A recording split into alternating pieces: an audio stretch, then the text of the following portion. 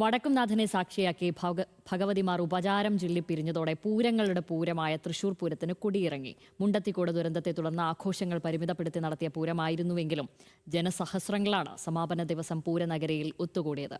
അടുത്ത വർഷത്തെ പൂരം ഏപ്രിൽ 17-ന് നടക്കും.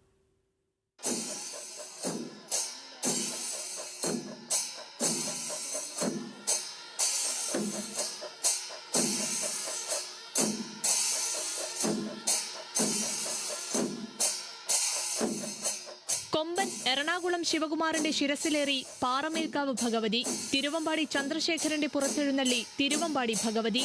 മണികണ്ഠനാലിലും നായ്ക്കനാലിലും രാവിലെ 7 മണിയോടെ എഴുന്നള്ളത്തുകളെത്തി.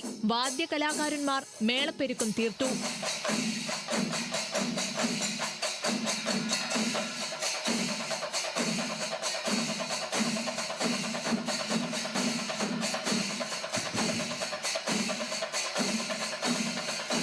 ചെറുശ്ശേരി കുട്ടന്മാരാരും കിഴക്കോട്ടനിയന്മാരാരും ചേർന്നൊരുക്കിയ മേളം പിന്നെയും നീണ്ടു. ഉച്ചയ്ക്ക് 12:30 ആചാരപരമായ ചടങ്ങുകളിലേക്ക് കടന്നു.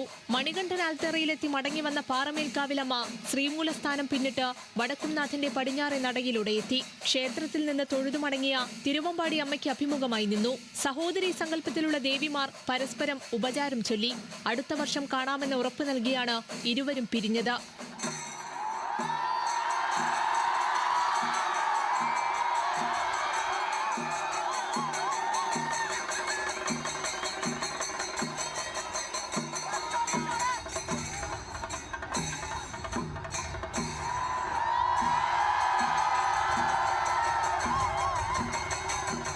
മുണ്ടത്തിക്കോട് ദുരന്തത്തെ തുടർന്ന് പകൽ വെടിക്കെട്ട് ഒഴിവാക്കിയെങ്കിലും ആചാരപ്പൊലിമ ഒട്ടും ചോരാതെയാണ് 230ാമത് പൂരത്തിന് സമാപനം കുറിച്ചത്.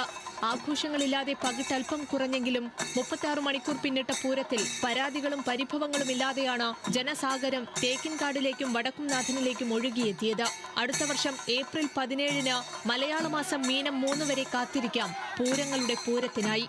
Team news Malayalam, Thrissur.